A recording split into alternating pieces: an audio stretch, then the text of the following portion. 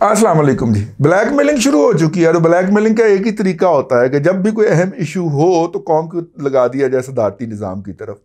पहले वो जनरल खटक साहब जो थे, तारक खटक है, तारक खटक ही थे ना, हाँ, जनरल तारक साहब जो थे, खटक नहीं लगाते अपने नाम के साथ तो हम क्यों लगाएं। जनरल तारक साहब जो थे उनको हैजा हुआ था सदारती निज़ाम का। और मैंने आपको बताया था कि इस तरह के जो लोग होते हैं वो आर्टिकल किस तरह लिखते हैं। इन्होंने को बच्चे फिच्चे रखे होते हैं 5वीं पुश्त की दोगली बलागी जंग के अंदर, जो 10,000 8,000 12,000 पे बच्चे भर्ती किए होते हैं। अब जो 10,000 या 8,000 या 18,000 पे जो बच्चा भर्ती किया उसकी इल्मी लियाकत भी इतनी होगी, तो उसके लिए सबसे बड़ा सोर्स जो होता है वो लीक्स होता है, विकीपीडिया होता है।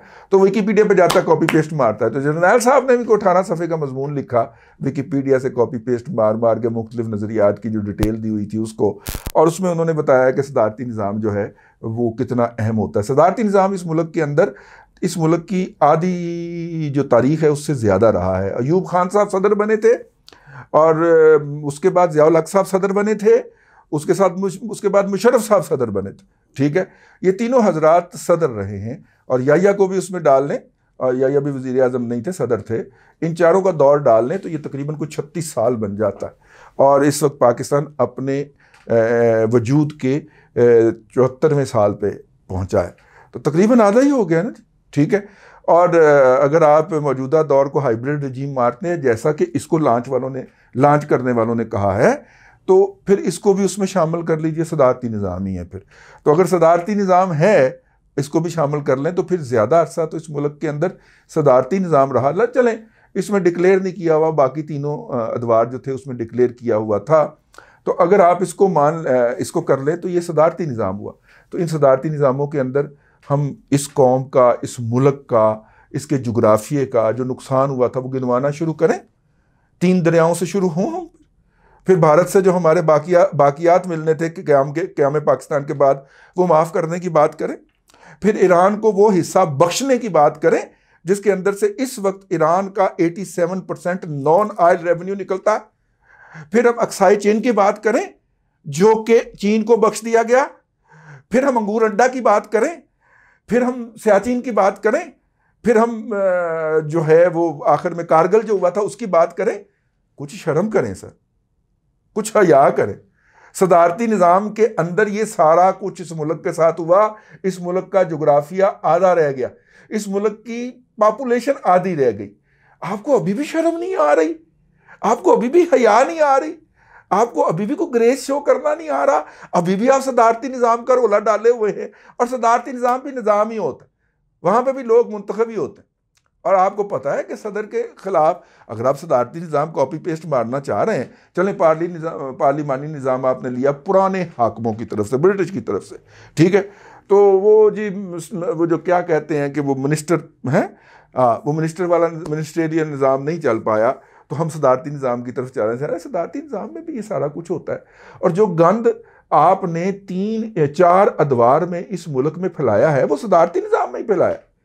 ये जमहूरियत दरमियान में कोई हल्का सा वक्फा जो देते हैं वो इसलिए कि मामला इतने तबाह बर्बाद हो गए होते हैं।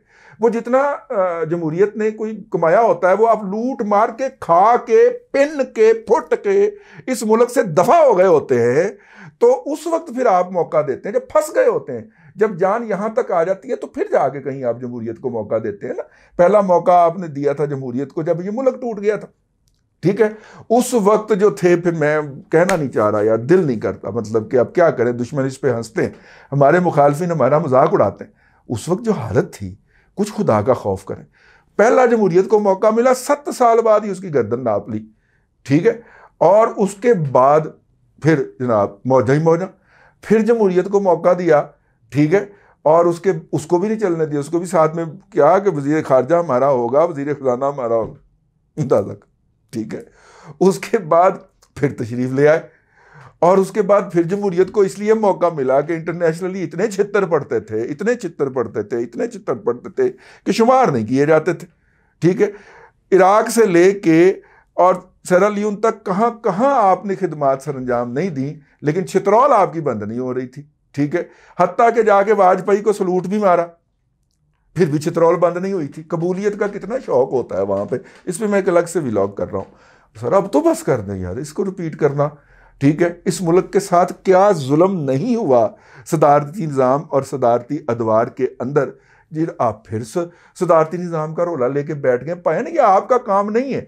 मतलब एक साहब हैं, वो जब वर्दी में थे तो उन्होंने परवेज़ खटक के खिलाफ जुलूस निकलवाए अपने नौशहरा के अंदर और उन जुलूसों से खिताब किया, आप जानते होंगे उनको। और फिर वो सारा कुछ करने के बाद मौसूफ गन पॉइंट के ऊपर श्रीलंका में बन के चले गए, वहां पे क्या कहते हैं उसको, सफीर। अब वापस आके तो सियासी पार्टी लॉन्च कर दी है। दुनिया के जो जर्नैल होते हैं या जो करनैल होते हैं, वो मतलब तरक्की याफ्ता ममालिक की बात हो रही है, वरना ऐसे तो कर्नल कदाफी 45 साल हुकूमत कर गया जी। वो इस बात पे होते हैं, कर्नल कदाफी अगर कर्नल हो गए तो 45 साल की वारी ला सकता है, तो सानू कि 10 साल के बाद वापस कर देंगे हो भाई, ठीक है। अस तो जरनैल होंगे यार, वैसे हद है ईमान से। मैं बड़ा इस बात के ऊपर दुखी हूँ आज। और मेरा मतलब है कि यार कोई थोड़ी सी यार कोई शर्म होती है। ये रीसेंट तारीख की बात हो रही है जी। मुशर्रफ साहब बेड़ा गर्क कर गए इस मुल्क का, इसकी मईशत का, इसके अंदर कंज्यूमर इकानमी को रवाज दे के इस काबल इस खाई में इसको धक्का दे गए कि इसका ट्रेड बैलेंस कभी कंट्रोल में ही ना आ सके, ठीक है। वही भुगत रहे हैं ना जी। अब आप बाहर से सारी चीज़ें इंपोर्ट करी जा रहे हैं, वॉशिंग मशीन से लेके और मोबाइल फ़ोन तक और एसी तक। कोई टेक्नोलॉजी आप इंपोर्ट नहीं कर रहे कि जिसके ऊपर कौम बर्दाश्त करेगी। ये टेक्नोलॉजी आएगी और पैदावारियत के अंदर, वैल्यू एडिशन के अंदर इजाफा करेगी। ये बच्चों के खिलौनों के ये रिवाज मुशर्रफ साहब दे गए, और मुशर्रफ साहब के इस रिवाज देने के बाद आज तक पाकिस्तान का ट्रेड बैलेंस जो है वो उनको रुखसत हुए 16-17 साल हो गए, वो काबू में नहीं आ पा रहा। तो अगर वॉल्यूम्स बढ़ाने की हम कोशिश करते हैं तो आप फिर उसके ऊपर 5वीं पुश्त की दोगली अबलागी जंग के जरिए हमलावर हो जाते हैं कि सीपैक के जरिए पाकिस्तान बेच गया, ठीक है। अपनी 99 कंपनियों का, वो आसम बाजवा साहब वैसे फ्रंट मैन है कुछ लोगों के, अपनी 99 कंपनियों का हिसाब देते हुए दंदल पड़ती है। और यहाँ पे कहते हैं कि कोई भी अगर कोई यहाँ पे काम करना चाहे, मुंतखब बंदा और डेवलपमेंट करना चाहे कि 24 करोड़ की आबादी हो गई है यार, इस आबादी के लिए कोई इंफ्रास्ट्रक्चर होना चाहिए, कोई हेल्थ होनी चाहिए, कोई केयर होनी चाहिए। तो आप निकाल से अगर रियाज मलक आगे कर देते हो, कुछ खुदा का खौफ करें यार, कुछ खुदा का खौफ करें। बस यही गुजारिश करनी थी। ये जो बातें शुरू कर दी गई हैं नेशनल सिक्योरिटी पॉलिसी की अप्रूवल के फ़ौरन बाद सदारती निज़ाम की, एक तो इसका ये पहलू हो गया।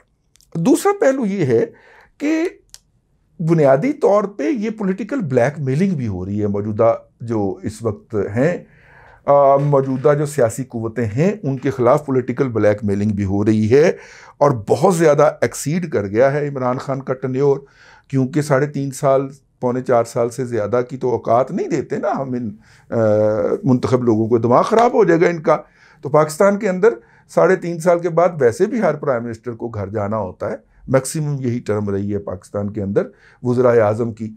तो अब इमरान खान की मोहब्बत के अंदर हम अपने दरख्शिंदा और ताबिंदा रवायात को तो नहीं बदल सकते। तो लिहाजा इमरान खान साहब को घर जाना है, लेकिन इसके अंदर पॉलिटिकल ब्लैकमेलिंग इस तरह की जाए कि ये जो हमने गंद डाला है इमरान खान की शक्ल के अंदर, या इमरान खान को बिठाने के बाद जो गंद डाला है, इसके ऊपर कोई उंगली ना उठाए और इसकी कोई बात ना करे। कवानीन भी बन रहे हैं कि जनाब कौमी फैसलों के ज़रिए अगर मुल्क को कोई नुकसान पहुंचा है, ये जो बिल पास हुआ है ना पिछले दिनों, इसके अंदर एक शक ये भी है, आप उस पर ना सिर्फ के तबसरा नहीं कर सकते, बल्कि मेरा ख्याल है वो सब डलवा देते कि आर्टिकल 6 लगेगा कि अगर आपके अदवार के अंदर किए गए वतन फरोशी के किसी भी इकदाम का अगर जिक्र किया जाए कहीं पे, तो उसको आर्टिकल 6 के तहत अंदर किया जाए। आपको पढ़ाई कोई किया है जैग ब्रांच को बुला के ना, तो सर कोई इसकी रिफ्रेशर कोर्स वगैरह करवाएं।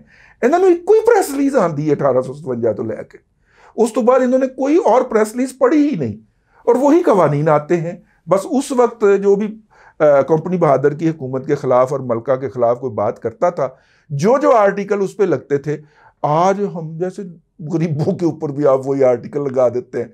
सर 3 दफ़ा तो मेरे खिलाफ आर्टिकल 6 लवा चुके हो, तुसी को खुदा का खौफ करो, कुछ खुदा का खौफ करें सर, कुछ हाथ हल्का करें। ये हम जिंदा होंगे तो टैक्सों के ज़रिए आपको पालेंगे और आपका बच्चा अमेरिका में जाके पढ़ सकेगा, ठीक है। अगर हम जिंदा नहीं होंगे या हमारे बच्चे यहाँ से हिजरत कर जाएंगे, तो फिर सर आप किसके बलबूते के ऊपर ये सारा कुछ करेंगे। बहरहाल ये जो पॉलिसी इस वक्त डिस्कस करवाई जा रही है, इसका बुनियादी मकसद क्या है और किसको ब्लैकमेल करना है, ये हम बात करेंगे आपके साथ अगले व्लॉग के। अब तक के लिए इतना ही। अल्लाह आपको आसानियाँ अता करे और आसानियाँ खल्क़े खुदा में तकसीम करने की तौफीक अता करे।